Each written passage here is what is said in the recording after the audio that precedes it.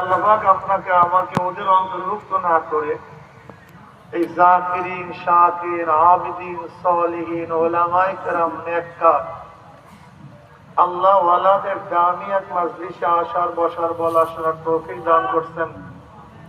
শুকরিয়া দেন সবাই বলে আলহামদুলিল্লাহ। এই মাজলিস অনেক গুরুত্বপূর্ণ, অনেক দামি। জিকিরের মাজলিসকে আমি সবসময় ধোলাই কারখানা বলি। ধোলাই কারখানায় ময়লা জামা কাপড়গুলি পরিষ্কার করে ফেরত দেয়, আর জিকিরের মাজলিসে মানুষের গুনাহগুলি পরিষ্কার করে বাড়িতে পৌঁছায় দেয়। বুখারী মুসলিম দীর্ঘকাল রওয়ায়াত আছে, আল্লাহ পাক এই মাজলিসকে কেন্দ্র করে বলেন, উশহিদুকুম আন্নী ক্বাদ গাফারতু লাহুম। ফেরেশতারা সাক্ষী থাক, গোটা মাজলিসের বান্দাদের গুনাহ সব মাফ করে দিয়েছি। আমি সংক্ষিপ্ত কিছু আলোচনা করবো, খুব খেয়ালের সাথে কথাগুলি শোনা চাই। রাত তো 11টার বেশি বেজে গেছে, আমি সময় বেশি নেব না, সংক্ষিপ্ত সময় নেব। আমার তন ও মন খুব খেয়ালের সাথে কথাগুলি শোনা চাই, ঠিক না ভাই? আমাদের সমস্যা কি, সমাধানের পদ্ধতিটা কি, এই দুইটা জিনিস আলোচনা করব।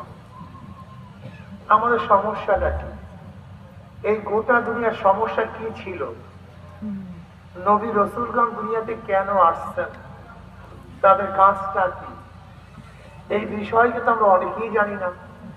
কি কথা ঠিক না? নবী রাসূলগণ দুনিয়াতে কম্পিউটার আবিষ্কার করার জন্য আসেননি,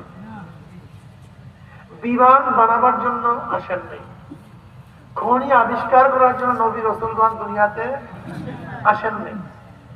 নবী রাসূলগণ দুনিয়াতে আসছেন মানুষ রূপী অমানুষদেরকে মানুষ বানাবার জন্য।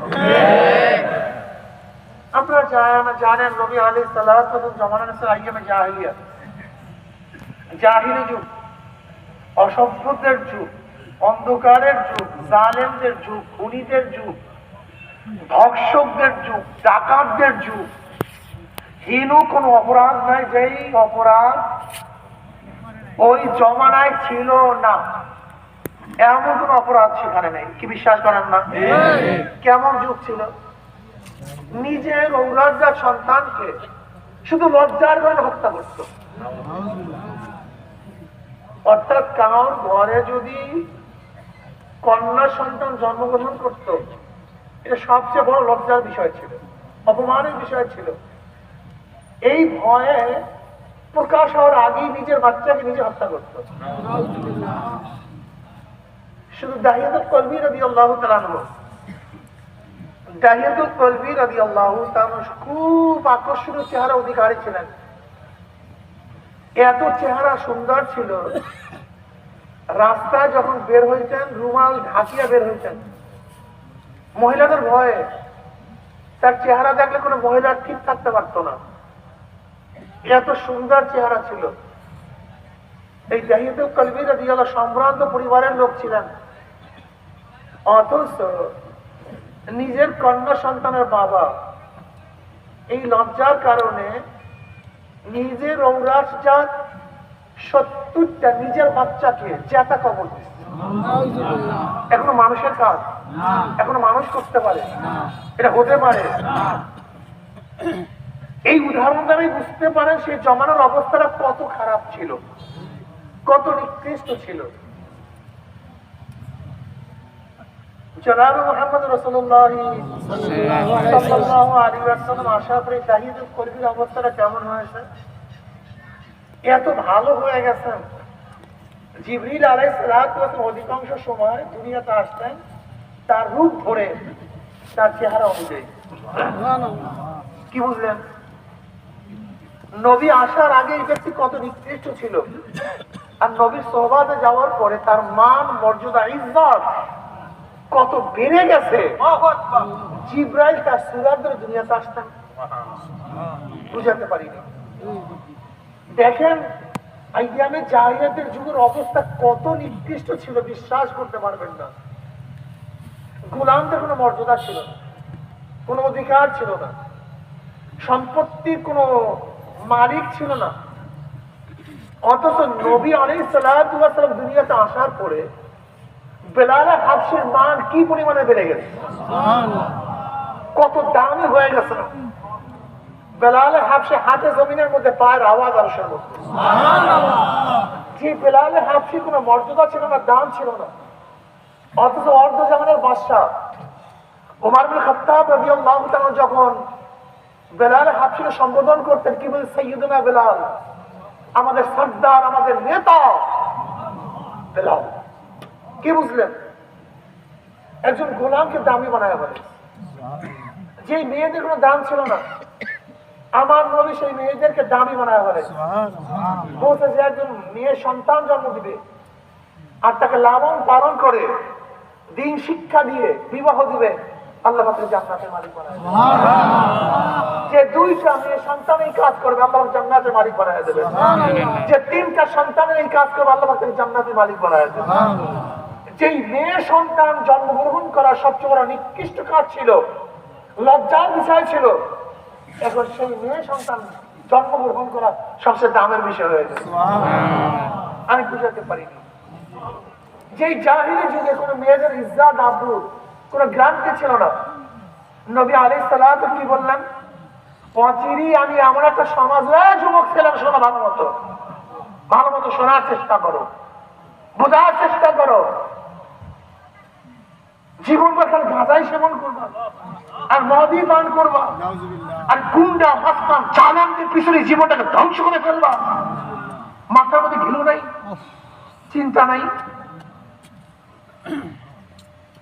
জাহিলি যুগের সম্পর্কে তোমরা ভালো মতো জানো।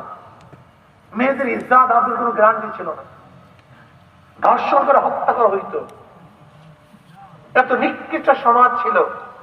কিন্তু নবী আলাইহিস সালাম কি বললেন,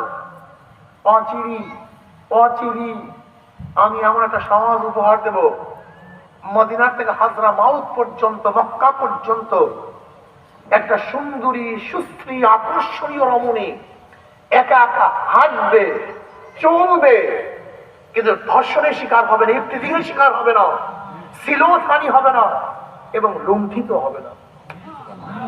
কি বুঝলেন? ছাতা বুঝছেন? এই হাদিস দ্বারা কি বুঝছেন?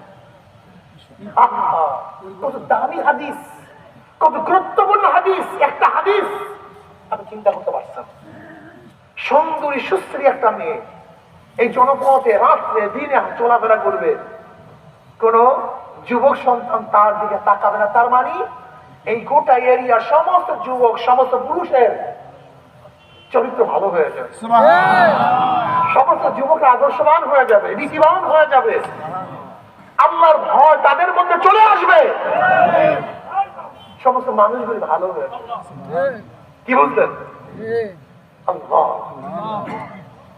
তাই দেখা গেছে মরুর মধ্যে একজন রমণী হাঁটতেছিল, সুন্দরী মেয়ে একা একা চলতেছিল, হঠাৎ পায়ের আওয়াজ পাইতেছিল, পায়ের আওয়াজ। মেয়ে তাকায় দেখে পুরুষ, যুবক, তাকড়া পুরুষ। ওরা কলিজায় নাই, কলিজা উঠে গেছে। মনে করছে আজ আর উপায় নেই, আমি শেষ, আমার ইজ্জতও শেষ, জীবনও শেষ, সবই শেষ। যুবকটা বুঝতে পারছে, মেয়েটা ভয় পেয়েছে। যুবক বুঝতে পারছে মেয়েটা ভয় পেয়েছে। অমনি যুবক আওয়াজ করছে, আমি একজন মহিলা, আমি একজন মুসলমান। এ মহিলা শোনো, আমি একজন মুসলমান, আমি একজন মুসলমান। বাস, মেয়ে চুপ, শান্ত। যেহেতু সে মুসলমান, মুসলমান মানি তাকে আল মুসলিমু মান সালামা আল মুসলিমুনা মিন লিসানিহি ওয়া ইয়াদিহি। সব দিক থেকে আরেকজনের জান, মাল, ইজ্জত, আবরু সব নিরাপদ। এবার যুবক বলছে, মেয়ে পিছনে আসো, আমি সামনে যাই। কোথায় যাবা? বলে অমুক জায়গায়। পিছনে হাঁটতে থাকো। একজন মেয়ের রাহনুমাই করার জন্য এইটাই পদ্ধতি। পিছন থেকে রাহনুমাই করা যাবে না, পথ প্রদর্শন করা যাবে না। যেহেতু মেয়েদের আল্লাহ পাক সব অঙ্গই আকর্ষণীয় বানাইছেন, এর জন্য পিছন থেকে না। যদি পথ দেখাতে হয়, পুরুষ সামনে থাকবে, মেয়ে পিছনে থাকবে। মেয়ে এবার বলতেছে অমুক অমুক অমুক অমুক জায়গায় যাবো, এই রাস্তা এই রাস্তা। পুরুষ সেই জায়গায় পৌঁছাবার পরে পুরুষ আবার চলে আসে। কি বুঝলেন? লুণ্ঠিত হবে না, তার মানে এই গোটা এরিয়া সমস্ত মানুষ দরিদ্র সীমার উপরে চলে যাবে, কেউ গরিব থাকবে না, একজনও গরিব থাকবে না, সব দরিদ্র সীমার উপরে চলে যাবে। হাদিস বুঝেন? হ্যাঁ বুঝলেন। সমস্ত মানুষগুলি দরিদ্র সীমার উপরে চলে যাবে, যেহেতু পকেট খালি নয়, অন্যের পকেটের দিকে নজর দেবে কেন? কথা কয় না। যেহেতু পেটটা ভরা, অন্যের প্লেটের দিকে নজর দেওয়ার দরকারটা হবে কেন? আল্লাহু আকবার। ওমর ইবনে খাত্তাব রাদিয়াল্লাহু জামানায়, ওমর ইবনে খাত্তাব রাদিয়াল্লাহু জামানায়, ওমর ইবনে খাত্তাব রাদিয়াল্লাহু তাআলা আনহু খেলাফতে বসছেন 13 হিজরিতে, বিদায় হয়েছেন 23 হিজরিতে। এই ওমর ইবনে খাত্তাব রাদিয়াল্লাহু জামানায় নবী আলাইহিস সালাম দুনিয়াতে বিদায় হয়েছেন 11 হিজরিতে। আবু বকর রাদিয়াল্লাহু ছিলেন 18 মাস। কয় মাস? 18 মাস। নবী আলাইহিস সালাতু ওয়াস সালামের বিদায় হওয়ার পরে আবু বকর রাদিয়াল্লাহু 18 মাস, আর ওমর ইবনে খাত্তাব রাদিয়াল্লাহু 23 বছর। 23 সন 10 বছর 6 মাস 6 দিন। 10 বছর 6 মাস 6 দিন তিনি খেলাফতের দায়িত্বে ছিলেন। এই মাত্র এই কয়দিনের মধ্যে মদিনার অলিতে গলিতে জাকাতের টাকা নিয়ে ঘুরছে, জাকাত গ্রহণ করবে এরকম কোন গরিব নেই, সব গরিব হয়ে গেছে। কয় বছর বললাম না, মাত্র অল্প। আরে 10 বছর তো শেষ। ওমর ইবনে খাত্তাব রাদিয়াল্লাহু মাসখানা যেমন এই অবস্থা হয়ে গেছে, অথচ কপালের পর মুসলমান ইসলাম বুঝেই না, ইসলাম বুঝতেই চায় না। এর কারণটা, এর মূল কারণ সোহবাত। চোরে বলেন কি? চোরে বলেন। আচ্ছা বলেন তো, আমাদের গোটা দুনিয়ার মধ্যে কোন মানুষ ধূমপান অবস্থায় জন্মগ্রহণ করছে? তাই ধূমপান শিখলো কিভাবে? আচ্ছা গাঁজা সেবু অবস্থায় গোটা দুনিয়ার কেউ জন্মগ্রহণ করছে? গাঁজা ধরলো কিভাবে? আচ্ছা মদ পান করে কেউ জন্মগ্রহণ করছে? মদ পান করলো কিভাবে? আচ্ছা কলেমা পড়িয়া কেউ জন্মগ্রহণ করছে? কলেমা পড়লো কিভাবে? আচ্ছা নামাজ শিখিয়া কেউ জন্মগ্রহণ করছে? নামাজ শিখলো কিভাবে? আল্লাহকে চিনিয়া কেউ জন্মগ্রহণ করছে? আল্লাহকে চিনলো কিভাবে? তার মানে দাম কিসের? জোরে বলেন। বিশ্বাস হয় না? আচ্ছা বলুন তো, আবরার ফাহাদকে কারা হত্যা করছে? ইউনিভার্সিটি, বুয়েট ইউনিভার্সিটির ছাত্ররা, ইঞ্জিনিয়ারিং ইউনিভার্সিটির ছাত্ররা। আর আপনারা জানেন বুয়েটে ভর্তি হয় কবে? আইএ পাস করার পরে। 2টা পরীক্ষা দিচ্ছে, মেট্রিক আইএ। ভালো রেজাল্ট ছাড়া, জিপিএ 5 পাওয়া ছাড়া কোনো সুযোগ নেই।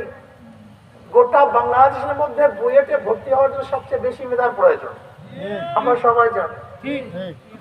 এই ছেলেগুলি বাংলাদেশের 3% সবচেয়ে দামি ছেলে, সবচেয়ে মেধাবী।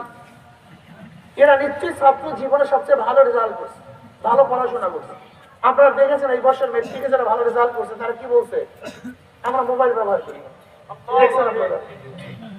দেখেন নাই? যারা ভালো রেজাল্ট করছে তারা বলে আমরা মোবাইল ব্যবহার করি না, আমাদের কাছে মোবাইল ছিল না।